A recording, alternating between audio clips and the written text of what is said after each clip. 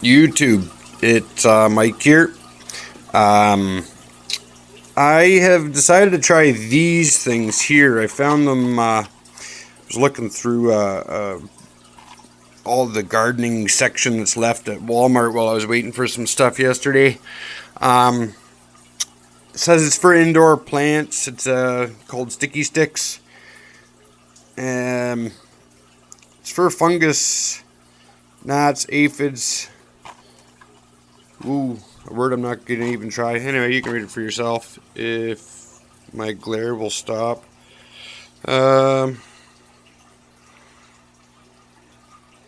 See if that helps. Anyway, comes with a stick like this. It looks like you can stack them up. There's a hole in the top. It says there's 12 traps, and it's got a whole whack of this stuff here. And just because the first one, I ended up getting into a bit of a sticky situation because, of course, I didn't read the directions 100% because I am a male. The ends here are not sticky, so you just roll this paper back, roll this end back, make a loop, stick it in the notch here, and then pull the paper off, and that should work there. So it's about a little bit after noon o'clock on Thursday, and so we've started this experiment here basically to see. I already set one up here just before I hit record, so that's what they look like when they're finished. Stuck that down in my strawberries. Now I'm hoping to at least catch the fruit flies, because I think the fruit flies have killed off what we're turning into nice strawberries, and now they're all wilty and getting gross. So I think I'm going to have to cut them off and get them out of here. Partially just for fear of losing any more plant. It just doesn't seem to be going the way I was hoping. I mean, these strawberries came in, took off with a bang, went crazy, and now whatever's happened since they've been in this position, and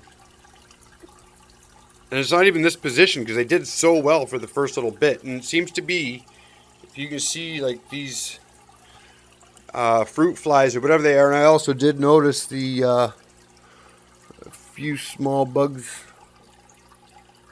down in the stems. They're not as out in the open as they are on my celery here, but you can see now, hopefully this trap set doesn't bug any of my introduced animals, because there's my ladybug. Man, that thing's got to have been in here for pretty well a week at this point, wandering around, doesn't leave, stays right here. He's just working on bugs off that leaf there. And then see if we can see this. No, you're not gonna. My phone does not get what I'm trying to show you. Anyway, there's a spider and a little web. So the spider's moved in. The celery, actually, for saying like this plant in particular here, I was trying to take off one of the pieces and I ended up breaking it off, but it still looks green, so I haven't lost faith in it. It may just take off. This thing of my romaine lettuce, it feels like I'm losing more every day, which is getting irritating, and I'm starting to wish I would have seeded directly into the container and then just cut out what plants I didn't want in my little growing pot. But this celery, I mean, this stuff is I'm going to have to go back and watch some of my other videos. I've trimmed it up here and there whenever these outside leaves get too overly sloppy. I've been gently pulling them off. But now, like, you can see how far these things will go. I mean, this is all the way down into this plant. This thing's coming way out here. Oh, there's a spider there. So I'm getting some beneficial insects now. So I'm hoping these sticky things will look after what's left. This old boy here for celery is the one that was saved from a kitchen. that I stripped down. I think I have it earlier on and it's stripped down. It's pretty infested though. A lot of insects on that one, and I'm hoping that I can set up one of these sticky traps somewhere close enough to get them. This butter crunch lettuce, I think it's the one they most commonly grow in aquaponic greenhouse areas. And again, it came up, took off with a vengeance, and now it just seems to be falling over and dying. And can't say I can figure out any major good reason for it. So then I wanted to show this jar here. There's my male that I've been using for breeding. Male guppy. A bunch of young guppies. See what we get out of them. I see the one young one that was older than the rest looks like a male, a boy. Snails are doing amazing in there. They're trying to keep these raspberry canes cleaned up, and the raspberries seem to be I'm not gonna say they're taking off, but they're growing. They're more than maintaining, although there are points, now whether this is insect related or if this is my own doing, but there are points that are dying off. But I mean, as a bunch of my plants have died, the raspberries here have done okay. These are jars. I haven't done a huge amount of work, and I don't know if you're going to be able to see all those little swimming specks in there. See how still I can get this camera. You see those? And then where'd Mum go? She's in there. She's giving birth today. I don't know how done she is, but that's the reason the male is in with the other ones. So I am producing guppies. Oh my, there's 3, 6, 9 babies at least already. Just not one little grouping. I think they really like when there's a good hiding spot like these canes have provided. So it'll be interesting to see how well they do. Not even sure what to do from here. I'm running out of places to put babies. I may have to fire up another tank or at least jockey some stuff around, but the young ones don't do well with the older ones because the older ones decide the young ones look like a snack. So that can be hard on populations. And right now I have gone from probably in the hundreds with the guppy population. I've dropped down to one female, this one here, and whatever she's been doing right. I lost a bunch of them in a cold snap actually. They all just died as soon as it got to whatever the temperature was. The water wasn't frozen or anything like that, but it was just colder than I had realized. And it wasn't even until I went out with a thermometer and double checked, and I was just way, way below anything a guppy would survive at for any length of time. I mean, they'll take a pretty good cold snap, but prolonged is what kills them, I think. So anyway, she survived. She's got,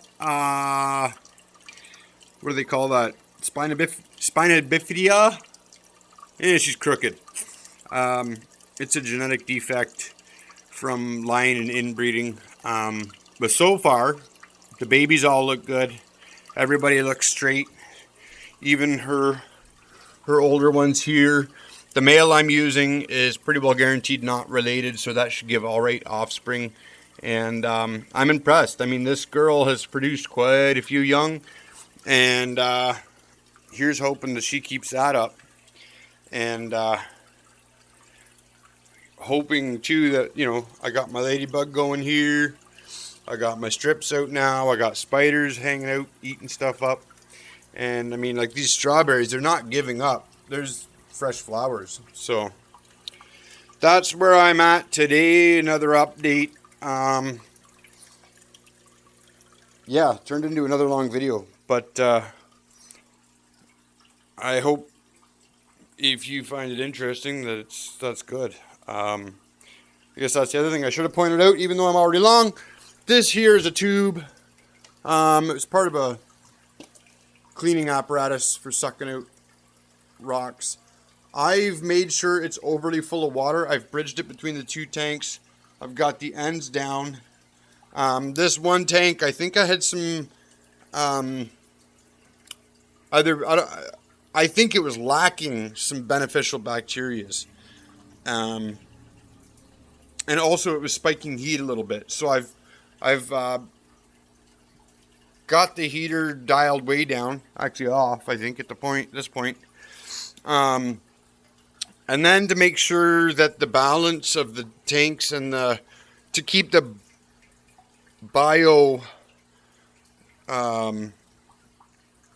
effects here shared, I've put this hose in between. I've used this little pump here, and I've proven that this hose being bridged over like that and water locked will keep these tanks level at a fairly decent rate. So the idea now with this is when I put up my tower here, when I finally get around to that, I'm hoping actually to have the pump in one of the tanks, whichever one, and then I will let the exit here drop into the other tank. So it will make a cycle from one tank to the next, up into the tower, filter through, feed and water the plants, into the tank, over to the next. So it'll make a bigger loop. I don't think I'm going to be starving for nutrients anyway, but that was one thing I wanted to mention. Just the way I set these up, and they need topping up right now, and I've been slowly adding water. I just don't want to shock anything too bad. But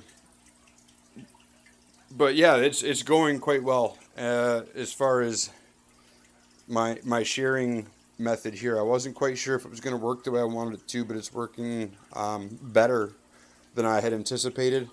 So this is going to regulate my temperatures a little nicer. It's going to cycle the nutrients and the waters.